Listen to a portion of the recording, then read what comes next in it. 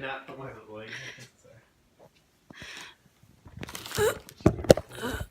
Okay. I'm ready now. In the United States, 49,000 adults die every year from influenza and its complications. In the United States, pneumococcal pneumonia causes 19,000 deaths per year. In the United States, up to 1.4 million people suffer from hepatitis that could potentially cause liver cancer. In the United States, about 4,000 women die every year from cancer caused by HPV. During this speech, I will attempt to persuade you to simply take personal responsibility, as we all should, for the health and well-being of the other humans that we share this country with. Since there are already policies put into place that require certain people to have vaccines, and people are in fact dying from vaccine-preventable diseases, I will attempt to emphasize the importance of having a positive mindset and knowledge of the significance vaccines hold. I will first discuss the problem of under-vaccinating our population, the reasons people choose not to vaccinate themselves and or their children, and the importance and consequences of this problem. I will suggest a simple and easy-to-follow solution that would increase vaccine rates nationwide, and I will empower you, my audience, to make a change. Under-vaccination of the American population is our problem. The Center for Disease Control, or the CDC, report of vaccine-preventable deaths makes me forget that we are talking about the United States. Why is it that in a country where vaccines are readily available, the CDC's Morbidity and Mortality Weekly Report, or MMWR, reported that 61% of kindergartners who started school this year did not have an exemption, grace period, or provisional from required vaccines? Kelly Lasik is a mother of 3, gave her testimony to the CDC regarding every mother's worst fear. She talked about the time her youngest son Matthew contracted HIV. You see, the Lasiks received misinformation from a trusted healthcare professional that caused them to question the safety of vaccines.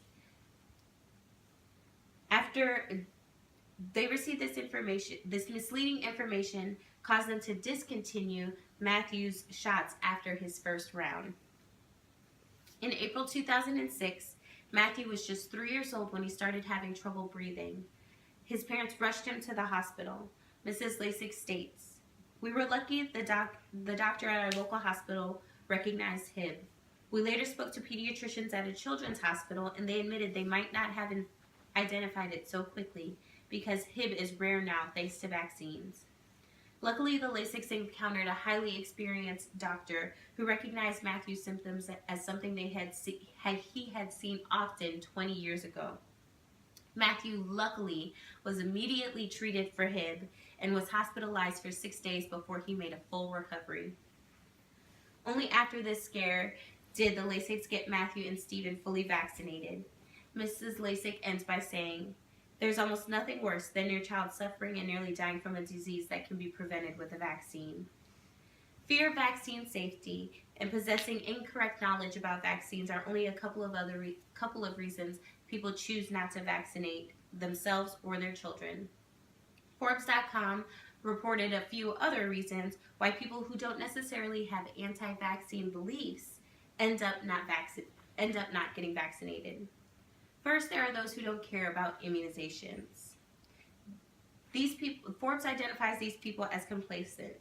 They don't realize the significant risk of infection without vaccination. Then there are those people who face issues with cost and travel to obtain vaccines. Forbes cites CDC report of Black children having lower rates of vaccine coverage than white children, and having something to do with poverty rates. An article titled "How to Pay" from vaccines.gov reports the availability of vaccines at no charge to the uninsured or underinsured. This group of people also include those without reliable transportation or work hours that require more planning in getting to a doctor's office. Last but not least, there are those who weigh the pros and cons of vaccines. These people actually research the vaccines but believe in the theory of herd immunity. Herd immunity is the mindset that because everyone else is vaccinated, that means that I am protected. This is a fallacy. Just ask the Campbell family. Megan Campbell remembers the time her 10-month-old son contracted measles in a doctor's office in 2008. After picking up our son at childcare because he had a fever, we went straight to our pediatrician who said our baby had a virus. 2 days later, his fever hit 104 degrees and a rash appeared on his head. The Campbell turned to the internet when his rash spread from his head to his arms and his chest. When they saw similarities to measles, they rushed him to the hospital. Mrs. Campbell states the bottom line: people who choose not to vaccinate their children make a choice for other children and put them at risk. At 10 months, my son was too young to get the MMR, measles, mumps, rubella vaccine. But when he was 12 months old, we got the vaccine even though he wasn't susceptible to measles anymore. This way, he won't suffer from mumps or rubella or spread them to anyone else. That day that Megan Campbell took her baby in for a routine checkup, there was a mother there with her son who, along with his siblings, had contracted measles after a visit to an overseas country. These children had not been vaccinated and brought back the disease home with them. Megan Campbell's story about her baby boy emphasizes my point that it is not good enough for only some of us to be vaccinated, but all who are eligible should be vaccinated. It is our civil duty and responsibility to protect those who cannot protect themselves. This is the part of the speech where the speaker would typically have the audience visualize a world where vaccines didn't exist. A world where, as children, we would naturally contract diseases in hopes that we would live through the illnesses and complications to build immunity. However, that world does not have to be imagined. That world exists in our history, and it exists today in countries where vaccines aren't necessarily as readily available. Only about 60 years ago, American neighborhoods feared for their children to visit public places like pools, restaurants, and shopping centers due to the threat of polio. To this day, there is no cure for polio. Its paralyzing effects are irreversible. However, thanks to the people coming together, this disease is preventable. During that period of time, finding a prevention for polio was a priority for the citizens. They had seen firsthand the effects of the disease, and they didn't want their children to suffer from it. People came together to raise money for research, and when it came time to test the vaccine in 1954, over 1.8 million school children were vaccinated. Thousands of healthcare providers across the nation were vaccinating and collecting results for the study. In 1955, the nationwide study was a success. The first polio vaccine was determined to be safe and effective. By 1979, the U.S. was free from polio. The virus had been eradicated thanks to the nation coming together to support researching, producing, and testing the vaccine. Unfortunately, the same can't be said for every country in the world. According to the WHO, or the World Health Organization, polio has been stopped in every country except Afghanistan and Pakistan. And even if the other countries are polio-free, these countries have been infected from travelers who had visited the countries that are still at risk.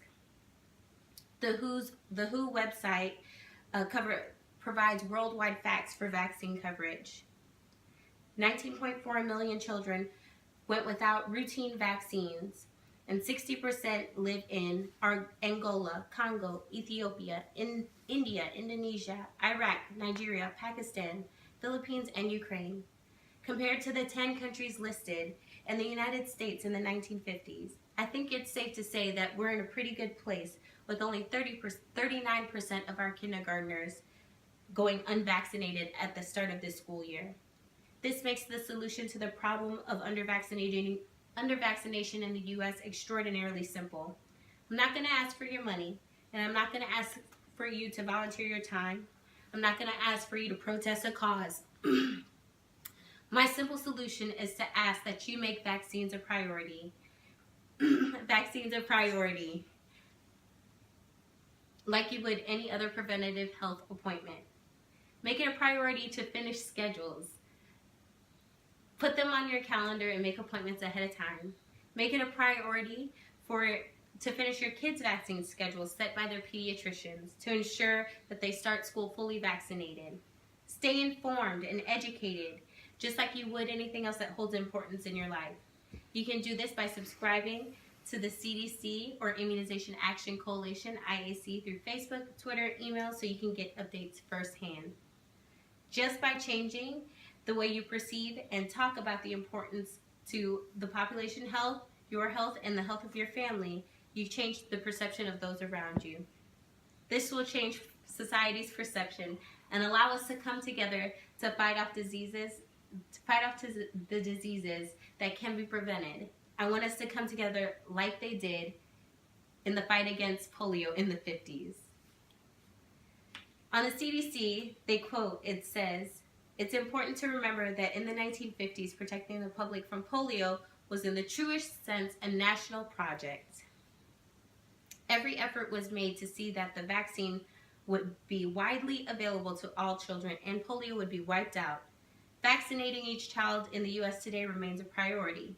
As some countries have seen in the last decade, without widespread vaccination, the disease rapidly returns and people must once again work to eliminate it.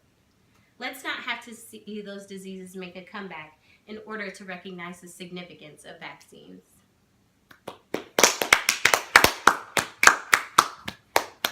Sorry.